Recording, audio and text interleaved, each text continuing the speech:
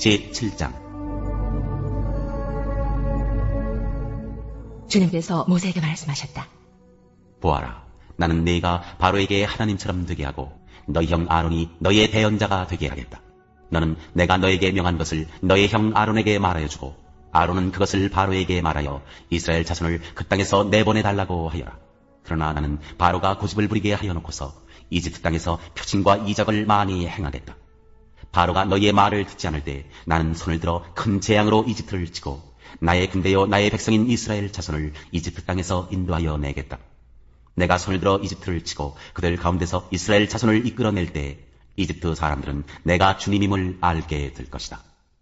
모세와 아론은 주님께서 자기들에게 명하신 대로 하였다. 그들이 바로에게 말할 때에 모세의 나이는 80살이고 아론의 나이는 83살이었다. 뱀으로 변한 아론의 지팡이. 주님께서 모세와 아론에게 다음과 같이 말씀하셨다. 바로가 너희에게 이적을 보여달라고 요구하거든 너는 아론에게 지팡이를 바로 앞에 던지라고 하여라. 그러면 지팡이가 뱀이 될 것이다. 모세와 아론은 바로에게 갔다. 그들은 주님께서 분부하신 대로 하였다. 아론이 바로와 그의 신하들 앞에 자기의 지팡이를 던지니 그것이 뱀이 되었다. 이에 바로도 형님들과 요술가들을 불렀는데 이집트의 마술사들도 자기들의 술법으로 그와 똑같이 하였다. 그들이 각자 자기의 지팡이를 던지니 그것들이 모두 뱀이 되었다. 그러나 아론의 지팡이가 그들의 지팡이를 삼켰다. 그러나 주님께서 말씀하신 대로 바로가 고집을 부리고 그들의 말을 듣지 않았다. 첫째 재앙, 물이 피가 되다. 주님께서 모세에게 말씀하셨다. 바로는 고집이 세서 백성들을 내보내기를 거절하였다. 그러니 너는 아침에 바로에게로 가거라. 그가 물가로 갈 것이니 강가에서 그를 기다리고 있다가 그를 만나거라. 너는 뱀으로 변했던 그 지팡이를 손에 들고서 그에게 이렇게 말하여라. 히브리 사람의 하나님이신 주님께서 나를 임금님께 보내어 이르시기를 나의 백성을 보내어 그들이 광야에서 나에게 예배하게 하라 하셨는데도 임금님은 아직까지 그 말씀을 듣지 않았습니다. 그래서 주님께서 말씀하시기를 이제 주님께서 친히 주님임을 임금님께 기어이 알리고야 말겠다고 하셨습니다. 보십시오. 내가 쥐고 있는 이 지팡이로 강물을 치면 이 강물이 피로 변할 것입니다. 강에 있는 물고기는 죽고 강물에서는 냄새가 나서 이집트 사람이 그 강물을 마시지 못할 것입니다. 주님께서 다시 모세에게 이르셨다. 너는 아론에게 이르기를 지팡이를 잡고 이집트의 모든 물, 곧 강과 운하와 늪과 그 밖에 물이 고인 모든 곳에 손을 내밀라고 하여라. 그러면 그 모든 물이 피가 될 것이며 이집트 땅 모든 곳에 피가 괴일 것이다. 나무 그릇이나 돌 그릇에까지도 피가 괴일 것이다. 모세와 아론은 주님께서 명하신 대로 하였다. 모세가 바로와 그의 신하들 앞에서 지팡이를 들어 강물을 치니 강의 모든 물이 피로 변하였다. 그러자 강에 있는 물고기가 죽고 강물에서 악취가 나서 이집트 사람들이 그 강물을 마실 수 없게 되었다. 이집트 땅의 모든 곳에 피가 비었다. 그런데 이집트의 마술사들도 자기들의 술법으로 그와 똑같이 하니 주님께서 말씀하신 대로 바로가 고집을 부리면서 그들의 말을 듣지 않았다. 이번에도 바로는 이 일에 아무 관심도 없다는 듯이 발길을 돌려서 궁궐로 들어갔다. 이렇게 하여서 강물을 마실 수 없게 되니 모든 이집트 사람은 마실 물을 찾아서 강 주변에 우물을 팠다. 주님께서 강을 치신 지 이래가 지났다.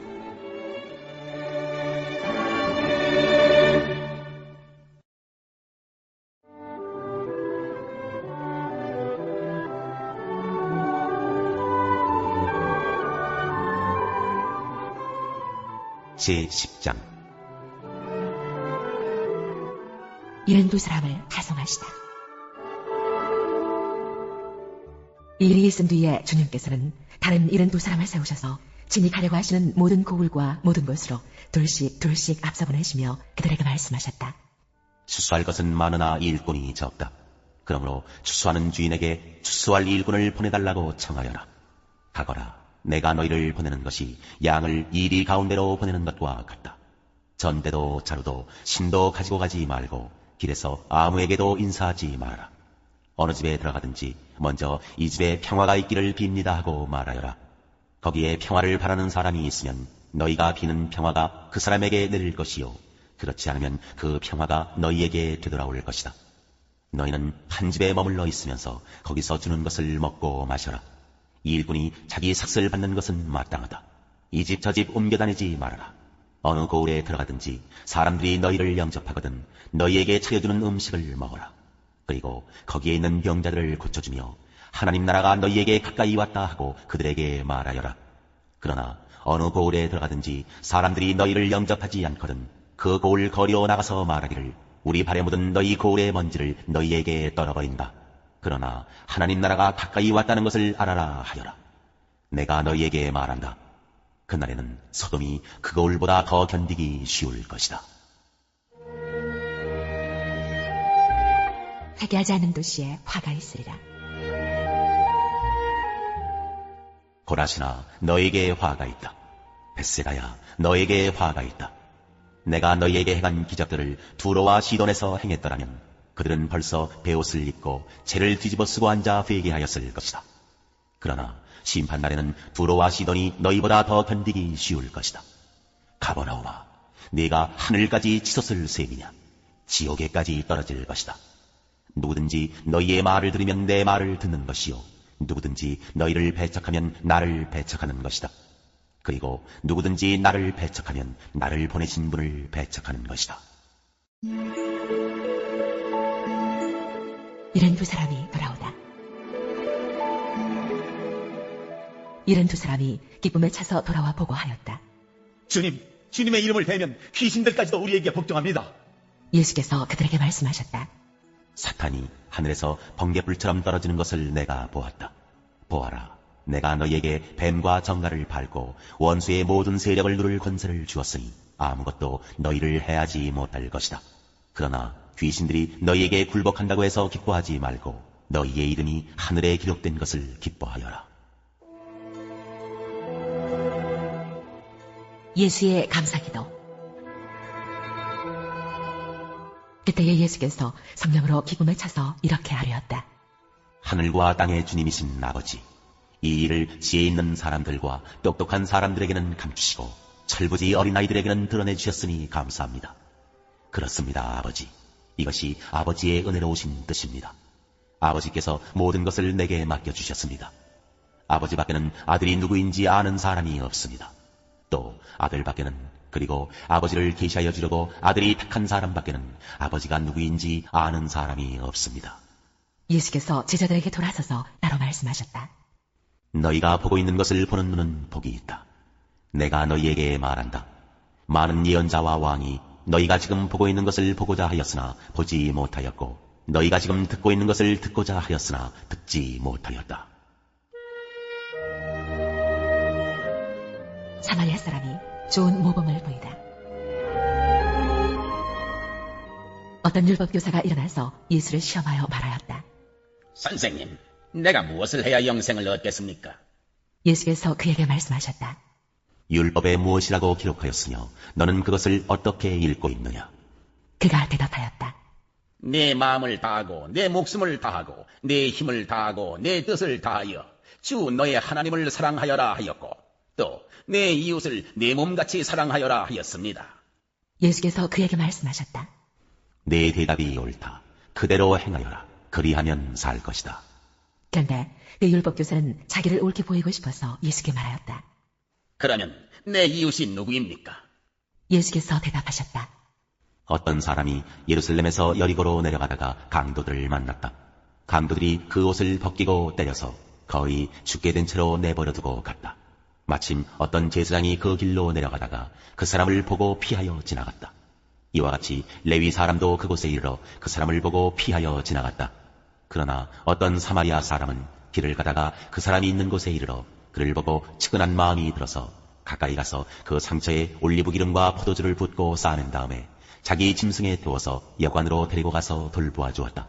다음 날 그는 2 데나리온을 꺼내어서 여관 주인에게 주고 말하기를 이 사람을 돌보아 주십시오.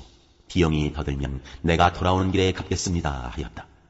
너는 이 3 사람 가운데서 누가 강도 만난 사람에게 이웃이 되어주었다고 생각하느냐? 그가 대답하였다. 자비를 베푼 사람입니다. 예수께서 그에게 말씀하셨다. 가서 너도 이와 같이 하여라. 마르다와 마리아. 그들이 길에 가다가 예수께서 어떤 마을에 들어가셨다. 마르다라고 하는 여자가 예수를 자기 집으로 모셔드렸다.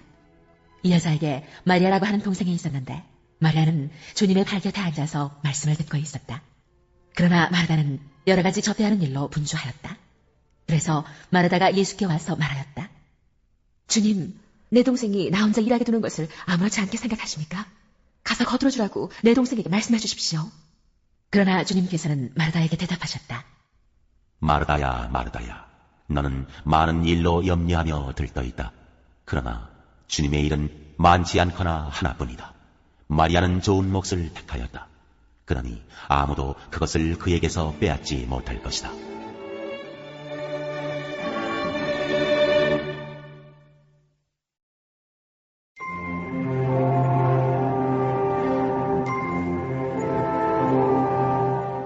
제24장. 어찌하여 전능하신 분께서는 심판하실 때를 정하여 두지 않으셨을까? 어찌하여 그를 섬기는 사람들이 정당하게 판단받을 날을 정하지 않으셨을까? 경계선까지 옮기고 남의 가축을 빼앗아 제 우리에 집어넣는 사람도 있고, 고아의 나귀를 강제로 끌어가는 사람이 있는가 하면 과부가 빚을 갚을 때까지 과부의 소를 끌어가는 사람도 있구나. 가난한 사람들이 권리를 빼앗기는가 하면 흙에 묻혀 사는 가련한 사람들이 학대를 견디다 못해 도망가서 숨기도 한다. 가난한 사람들은 들나귀처럼 메마른 곳으로 가서 일거리를 찾고 먹거리를 얻으려고 하지만 어린 아이들에게 먹일 것을 찾을 곳은 빈들 뿐이다. 가을거지가 끝난 남의 밭에서 이삭이나 줍고 악한 자의 포도밭에서 남은 것이나 긁어모은다. 잠자리에서도 덮을 것이 없으며 추위를 막아줄 이불 조각 하나도 없다. 산에서 쏟아지는 소낙비에 젖어도 피를 피할 곳이라고는 바위 밑밖에 없다. 아버지 없는 어린 아이를 노예로 빼앗아가는 자들도 있다. 가난한 사람이 빚을 못 갚는다고 자식을 빼앗아가는 자들도 있다. 가난한 사람들은 입지도 못한 채로 헐벗고 다녀야 한다. 곡식단을 지고 나르지만 굶주림에 허덕여야 한다. 올리브로 기름을 짜고 포도로 포도주를 담가도 그들은 여전히 목말라 한다. 성읍 안에서 상처받은 사람들과 죽어가는 사람들이 소리를 질러도 하나님은 그들의 간구를 못 들은 채 하신다. 빛을 싫어하는 사람들이 있다. 그들은 빛이 밝혀주는 것을 알지 못하며 빛이 밝혀주는 길로 가지 않는다. 살인하는 자는 새벽에 일어나서 가난한 사람과 궁핍한 사람을 죽이고 밤에는 도둑질을 한다. 간음하는 자는 저물기를 바라며 사람들이 눈치채지 못할 것이라고 생각하며 얼굴을 가린다. 도둑들은 대낮에 털집을 보아두었다가 어두워지면 벽을 뚫고 들어간다. 이런 자들은 하나같이 밝은 한낮에는 익숙하지 못하다. 그들은 한낮을 무서워하고 오히려 어둠 속에서 평안을 누린다. 악한 사람은 홍수에 떠내려간다. 그의 밭에는 하나님의 저주가 내리니 다시는 포도원에 갈 일이 없을 것이다. 날이 가물고 무더워지면 눈 녹은 물이 증발하는 것 같이 죄인들도 그렇게 스올로 사라질 것이다. 그러면 그를 낳은 어머니도 그를 잊고 구더기가 그를 달게 먹는다. 아무도 그를 다시 기억하지 않는다. 악은 결국 잘린 나무처럼 멸망하고 마는 것이다. 과부를 등쳐먹고 자식 없는 여인을 학대하니 어찌 이런 일이 안 일어나겠느냐.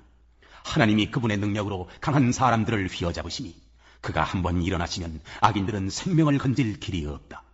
하나님이 악한 자들에게 안정을 주셔서 그들을 평안하게 하여 주시는 듯 하지만 하나님은 그들의 행동을 낱낱이 살피신다. 악인들은 잠시 번영하다가 곧 사라지고 풀처럼 마르고 시들며 곡식 이삭처럼 잘리는 법이다. 내가 한 말을 부인할 사람이 누구냐? 내가 한 말이 모두 진실이 아니라고 공격할 자가 누구냐?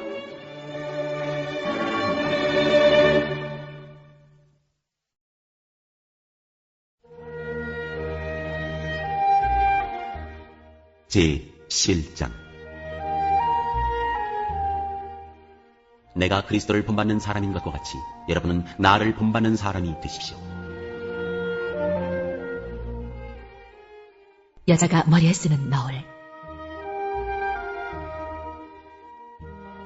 여러분이 나를 모든 면으로 기억하며 또 내가 여러분에게 전해준 대로 전통을 지키고 있으니 나는 여러분을 칭찬합니다. 그런데 각 남자의 머리는 그리스도요, 여자의 머리는 남자요, 그리스도의 머리는 하나님이신 것을 여러분이 알기를 바랍니다. 남자가 머리에 못을 쓰고 기도하거나 예언하는 것은 자기 머리를 부끄럽게 하는 것입니다. 그러나 여자가 머리에 못을 쓰지 않은 채로 기도하거나 예언하는 것은 자기 머리를 부끄럽게 하는 것입니다. 그것은 머리를 밀어버린 것과 꼭 마찬가지입니다. 여자가 머리에 아무것도 쓰지 않으려면 머리를 깎아야 합니다. 그러나 머리를 닦거나 미는 것이 여자에게 부끄러운 일이면 머리를 가려야 합니다. 그러나 남자는 하나님의 형상이요 하나님의 영광이니 머리를 가려서는 안 됩니다. 그러나 여자는 남자의 영광입니다. 남자가 여자에게서 난 것이 아니라 여자가 남자에게서 났습니다. 또 남자가 여자를 위하여 지으심을 받은 것이 아니라 여자가 남자를 위하여 지으심을 받았습니다. 그러므로 여자는 천사들 때문에 그 머리에 권위의 표를 지니고 있어야 합니다. 그러나 주님 안에서는 남자 없이 여자가 있지 않고 여자 없이 남자가 있지 않습니다. 여자가 남자에게서 난 것과 마찬가지로 남자도 여자의 몸에서 났습니다. 그리고 모든 것은 다 하나님에게서 났습니다. 여러분은 스스로 판단하여 보십시오. 여자가 머리에 아무것도 쓰지 않은 채로 하나님께 기도하는 것이 마땅한 일이겠습니까? 자연 그 자체가 여러분에게 가르쳐주지 않습니까?